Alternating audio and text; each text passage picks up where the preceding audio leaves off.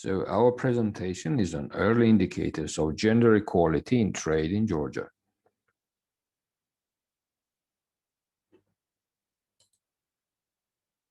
So in a small open economy like Georgia, the trade to GDP ratio was over 100% in 2015-2020, despite the fact that in 2020, there was a big drop in both exports and imports. So it is obvious that trade plays an important role for the country, and gender in trade indicators are very important for addressing the issues of welfare and equality.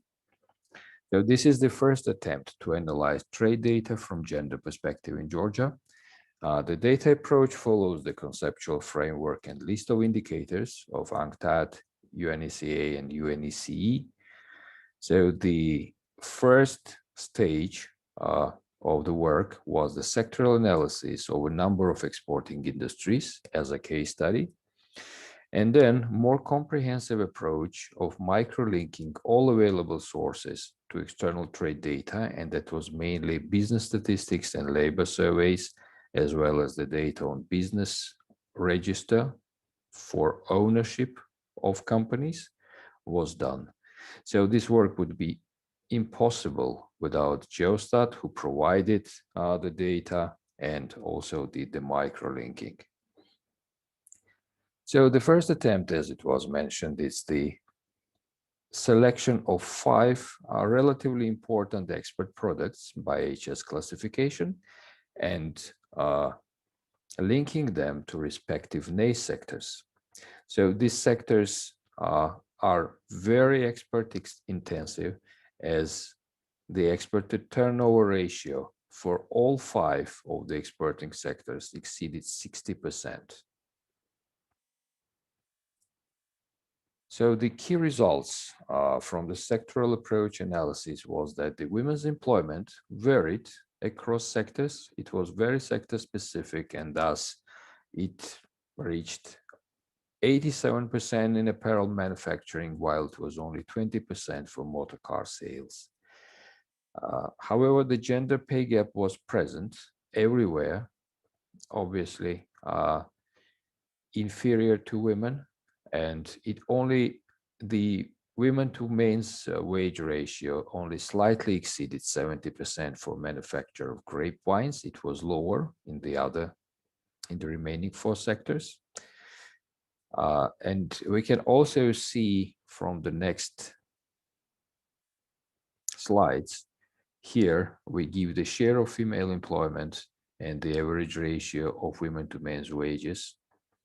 And in the following slide, we have also the data on gender pay gap from the 2017 Structure of Earnings Survey, which shows that the weighted impact, weighting was done based on the employment data, was important. The weighted impact of the gender pay gap was important for managers and professionals who worked in sales of motor vehicles and grape wine manufacturing, while a lot of and actually decisive impact in elementary occupations was for manufacturing of grape wines and processing of fruit or vegetables, while the craft and related trade workers had the highest and the most important wage differences in manufacture of wearing apparel. So there are a lot of limitations actually to the sectoral analysis. For example, we can name that a number of enterprises, and the big enterprises, were not exporters of a particular product that we're interested in, or on the contrary, some products that were exported were actually produced by other sectors, by other NACE sectors. So the data microlinking represents a far more efficient approach. So in our attempt to link the data, approximately 56,000 business companies who were involved in export and imports of goods during the last 5 years were linked to the available data from business statistics, labor statistics survey, as well as the business register. Since these companies that we managed to link were usually big, as big companies almost always participate in business statistics surveys, the total exports and imports that these companies actually produced exceeded 80%. So it was 81% for exports and 85% for imports.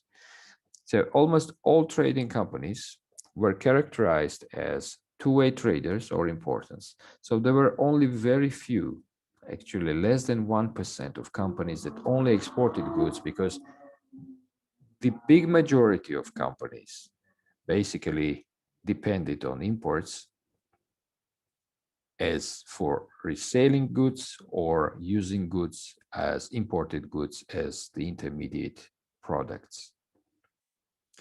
So the key results from data microlinking were that the employment ratio for both two-way traders and importers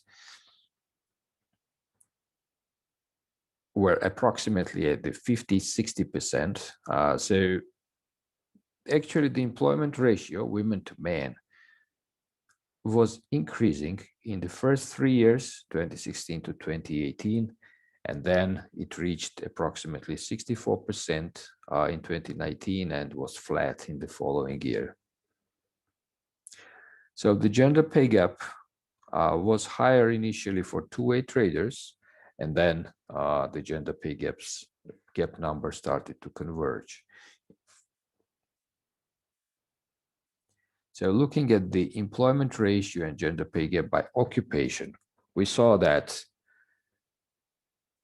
the employment ratio was lower than 1 for across all occupation categories, as well as for two-way traders and importers, while the most favorable situation in terms of gender equality was with high-skilled workers, both in terms of employment ratio and the gender pay gap.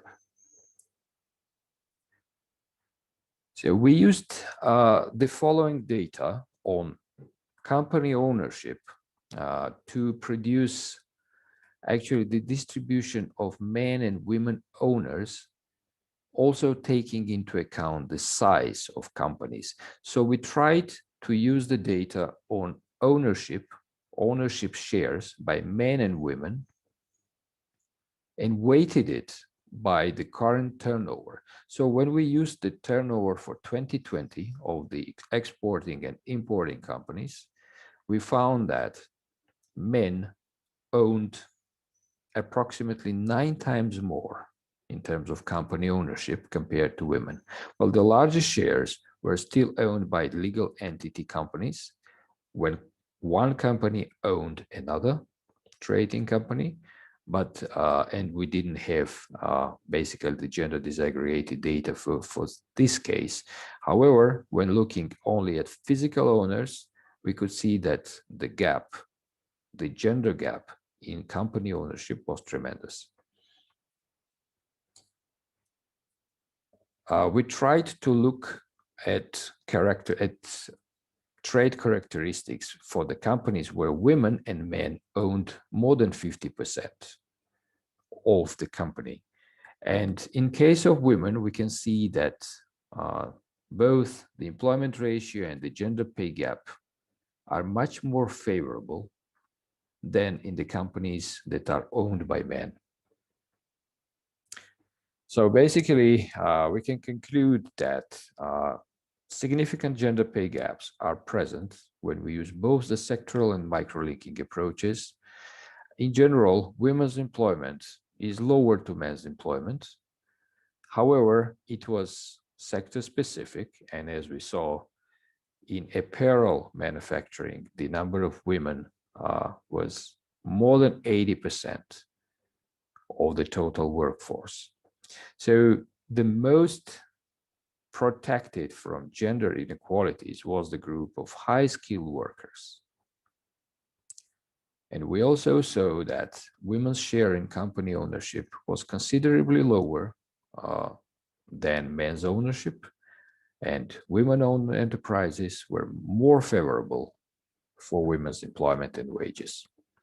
The general conclusion from the exercise was that the microlinking approach represents a preferred way. It's much more flexible, and it allows to actually produce more indicators in the future, and it has a significant potential for producing different types of trade data. So this was the end of the presentation. Thank you for your attention.